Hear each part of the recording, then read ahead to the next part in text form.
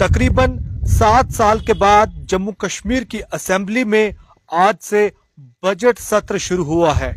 इससे पहले 7 साल पहले जम्मू कश्मीर की असेंबली में बजट पेश किया गया था और आज जो है 7 साल के बाद जम्मू कश्मीर की असेंबली में बजट सत्र है उसकी शुरुआत हुई है लेफ्टिनेंट गवर्नर मनोज सिन्हा के अभिभाषण के साथ।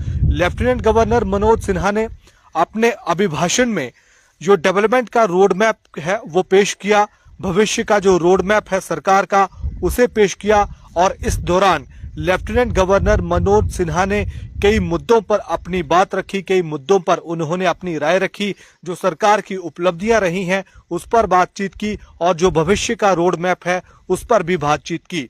लेकिन आपको पहले कुछ तथ्य हम बता दें कि 7 साल के बाद जम्मू कश्मीर की असेंबली में 7 तारीख को मुख्यमंत्री उमर अब्दुल्ला की तरफ से बजट पेश किया जाएगा।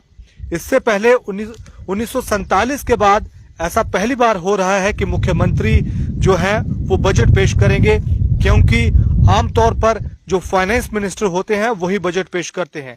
क्योंकि फाइनेंस डिपार्टमेंट मुख्यमंत्री उमर अब्दुल्ला के पास है, इसलिए 7 मार्च को मुख्यमंत्री उमर अब्दुल्ला विधानसभा में बजट पेश करेंगे। इससे पहले 11 जनवरी 2018 को उस समय के finance minister doctor Haseeb Drabu ने बजट पेश किया था। उस समय पीडीपी और भारतीय जनता पार्टी कोalition की सरकार थी और डॉक्टर हसीब द्राबू उस समय फाइनेंस मिनिस्टर थे। असेंबली नहीं होने की वजह से जम्मू कश्मीर के जो बजट थे, पिछले 5 बजट जो हैं वो असेंबली में पेश किए, माफ करिएगा, वो पार्लियामेंट में पेश किए गए हैं और पार्लियामेंट से ही उन बजटों को पास किया गया है जम्मू कश्मीर के, क्योंकि जम्मू कश्मीर में असेंबली नहीं थी। क्योंकि अब जम्मू कश्मीर में एक चुनी हुई सरकार बन चुकी है और चुनी हुई जो सरकार है उसके नुमाइंदे ही विधानसभा में बजट पेश करेंगे, जो कि मुख्यमंत्री उमर अब्दुल्ला 7 तारीख को बजट पेश करने जा रहे हैं। लेकिन बात अगर लेफ्टिनेंट गवर्नर मनोज सिन्हा के अभिभाषण की करें तो अपने अभिभाषण में लेफ्टिनेंट गवर्नर मनोज सिन्हा ने स्वास्थ्य, शिक्षा, महिला सशक्तिकरण और ग्रीन ट्रांसपोर्ट की दिशा में उठाए गए कदमों का जिक्र किया। तकरीबन 42 मिनट का लेफ्टिनेंट गवर्नर मनोज सिन्हा ने भाषण दिया है। 42 मिनट तक उन्होंने असेंबली में जो अपना जो अभिभाषण है वो दिया। 42 मिनट पर वो अलग अलग मुद्दों पर बोले। कई मुद्दों पर उन्होंने अपनी बात रखी, जिसमें उन्होंने कहा कि हमारी सरकार पूर्ण राज्य के दर्जे के लिए वचनबद्ध है। हालांकि उन्होंने ये जिक्र नहीं किया कि ये पूर्ण जो राज्य का दर्जा है ये कब दिया जाएगा। पहले भी उन्होंने कई बार ऐसी घोषणाएं की हैं और आज एक बार उन्होंने फिर से स्टेटहुड को लेकर बात की और ये कहा कि हमारी सरकार पूर्ण राज्य के लिए वचनबद्ध है। इसके साथ ही उपराज्यपाल मनोज सिन्हा ने कहा कि हम जम्मू कश्मीर में शांति और भाईचारा बनाए रखने के लिए प्रतिबद्ध हैं। बिजली क्षेत्र में सुधार के लिए हमने कई कदम उठाए हैं। हम समाज के सभी वर्गों का विकास चाहते हैं। विश्वकर्मा योजना लोगों के लिए फायदेमंद साबित हुई है। हम गरीबों के कल्याण के लिए, उत्थान के लिए प्रतिबद्ध हैं। सरकार 100% मीटरिंग के लिए प्रतिबद्ध है। हर घर शुद्ध पानी की सुविधा मिलेगी। हम जम्मू कश्मीर को शिक्षा का केंद्र बनाना चाहते हैं।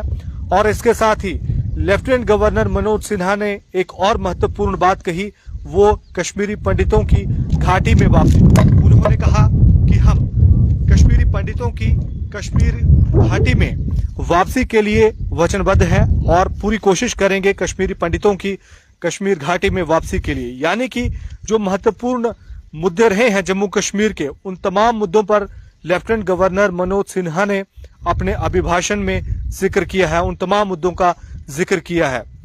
वहीं आपको बता दें कि एक बार फिर से कि 7 सालों के बाद जो बजट सत्र है वो आज जम्मू कश्मीर की असेंबली में शुरू हुआ है और आज से शुरुआत हुई है बजट की। लेकिन इस बजट के काफी हंगामेदार रहने के भी आसार जो हैं वो लग रहे हैं, क्योंकि जो कुछ पॉलिटिकल पार्टी हैं जैसे पीडीपी है और सजाद लोन की जो पार्टी है, पीपल कॉन्फ्रेंस जो पार्टी है, या फिर कुछ इंडिपेंडेंट एमएलएस भी हैं, उन्होंने अपनी मंशा जाहिर कर दी है कि वो कुछ कंट्रोवर्शियल इश्यूज पर वो अपना प्राइवेट मेंबर बिल ला सकते हैं, जिसको लेकर भारतीय जनता पार्टी ने भी तैयारी की है। भारतीय जनता पार्टी भी साफ तौर पर ये कह चुकी है कि वो किसी भी अनकॉन्स्टिट्यूशनल गतिविधि को, किसी भी अनकॉन्स्टिट्यूशनल अगर कोई बात असेंबली में होती है तो उसे वो स्वीकार नहीं करेंगे।